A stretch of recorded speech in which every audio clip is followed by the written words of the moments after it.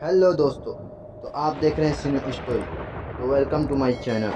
दोस्तों, आज मैं आपको एक ऐसा कहानी से परिचय करने वाला हूं जिसे सुन आपके होश उड़ जाएंगे। तो दोस्तों, यह कहानी नहीं, रियल स्टोरी है जिसको मेरे दोस्त के दोस्त ने भेजा है। तो दोस्तों, चलते हैं हम वीडियो की ओर। तो दोस्तों, मिलने आया मरा हुआ दोस्त। तो रात के 9 बजे राहुल और अमन अपने कमरे में बैठे अपने अपने फ़ोन चला ही रहे थे। तभी उनके दरवाजे पर किसी के दरवाजे की खटखटाने की आवाज़ आई। आवाज़ सुनकर फिर राहुल ने अमन से कहा, अरे देख भाई, कौन आया है। राहुल की बात सुनकर फिर अमन ने कहा, अबे भाई, मैं अभी अपने फ़ोन में कुछ ज़रूर काम कर रहा हूँ, तू जाकर देख लेना कौन है। अमन का जवाब सुनकर फिर राहुल ने कहा, हाँ पता है क्या ज़रूर काम कर रहा है तू, ज़रूर किसी न किसी से चैट कर रहा होगा। यहाँ दोनों आपस में ही दरवाज़ा खोलने के लिए एक दूसरे को बोल ही रहे थे कि तभी एक बार फिर किसी ने इनका दरवाज़ा खटखटाया। इस बार अमन ने फिर राहुल से कहा, जा भाई तू ही देख ले कौन है, समझा कर ना, बहुत जरूर बात चल रही है अभी मेरी। इस बार राहुल अपनी जगह से उठा और अमन से बोला, घुस जा अपने फ़ोन में। इतना बोलकर राहुल दरवाज़ा खोलने के लिए दरवाजे के पास गया और थोड़ा ज़ोर से बोला, कौन है।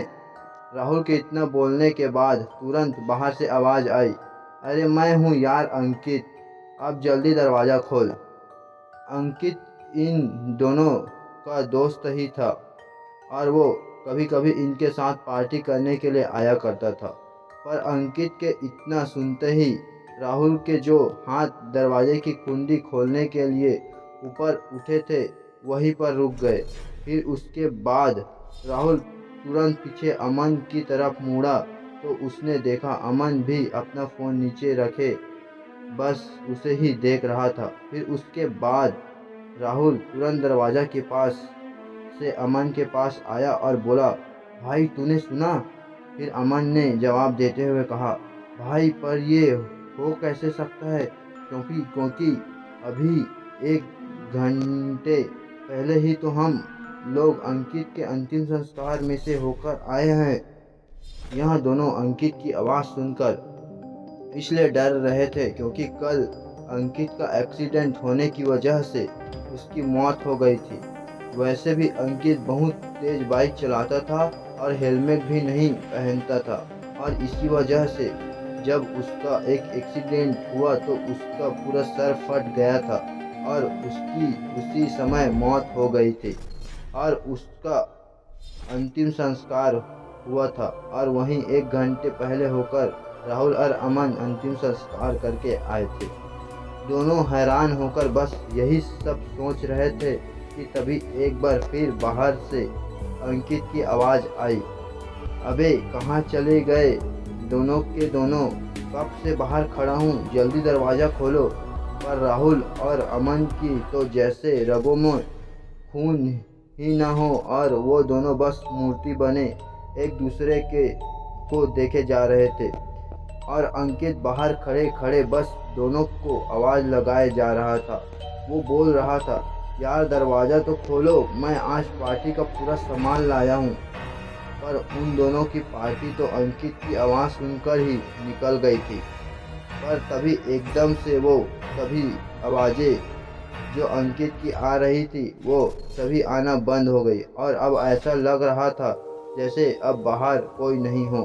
अब राहुल और अमन यही सोच रहे थे कि यह कैसे हो सकता है, कोई मरा हुआ इंसान जिसका अंतिम संस्कार भी हो गया हो, आज वो आकर आवाज़ कैसे लगा सकता है। यही सब सोचते हुए दोनों बैठे ही थे।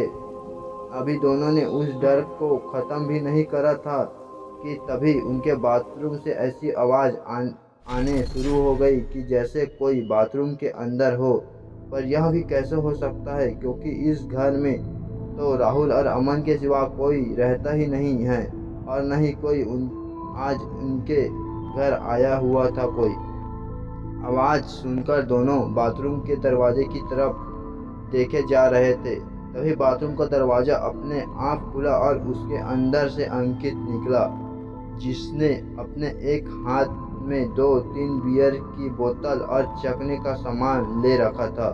उसके बाद अंकित बाथरूम से बाहर आया और उन दोनों के पास पार्टी का सारा सामान रखा और फिर अंकित ने उन दोनों की तरफ देखा और कहा, अरे खड़े खड़े मुझे घूर क्यों रहे हो, चलो पार्टी करते हैं।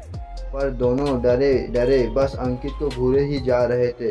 उन दोनों को कुछ समझ नहीं आ रहा था कि उनके साथ आज यहाँ क्या हो रहा है और अब वो दोनों क्या करें।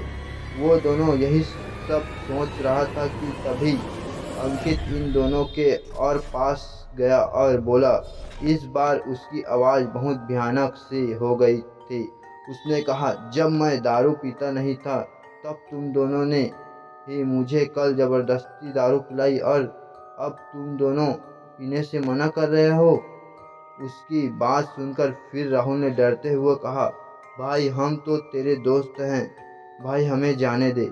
फिर अंकित ने कहा, तुम मेरे दोस्त हो इसलिए तो मैं तुम्हारे पास आया हूँ और अब मैं तुम दोनों को अपने साथ लेकर जाऊँगा, फिर हम तीनों मिलकर रोज़ पार्टी करेंगे।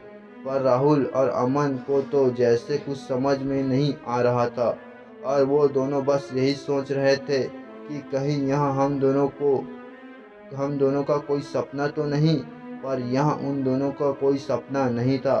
फिर उसके बाद दोनों डरे डरे बार बार अंकित से अपनी जान की भीख मांग रहे थे, पर अंकित पर उसका कोई ऐसा असर नहीं हो रहा था। ऐसा लग रहा था जैसे अंकित मरने के बाद अपने दोस्तों के बिना रह नहीं पा रहा हो, इसलिए वो आज अपने दोस्तों को लेने ही आ गया हो। उसके बाद अंकित जो बियर की बोतल अपने साथ लाया था उसे उन दोनों के मुंह में लगा देता और बोतल अब तक खाली नहीं होती जब तक राहुल और अमन दारू पीते पीते मर नहीं गए। अंकित उन दोनों को अपने साथ ले जाने आया था और उन दोनों को अपने साथ लेकर ही चला गया। इसलिए कहते हैं ज़्यादा दोस्ती भी अच्छी नहीं होती, क्योंकि कई बार दोस्त मरने के बाद भी अपने दोस्त के पास आ जाते हैं। तो दोस्तों यह कहानी कैसी लगी? अगर अच्छी लगी तो इस वीडियो को लाइक कर दीजिए, सब्सक्राइब कर दीजिए और शेयर करना न भूलें। तो दोस्तों अल्कोहल तो सेहत के लिए हानिकारक है, तो कृपया करके इससे दूर रहें। तो मिलते हैं अगली वीडियो।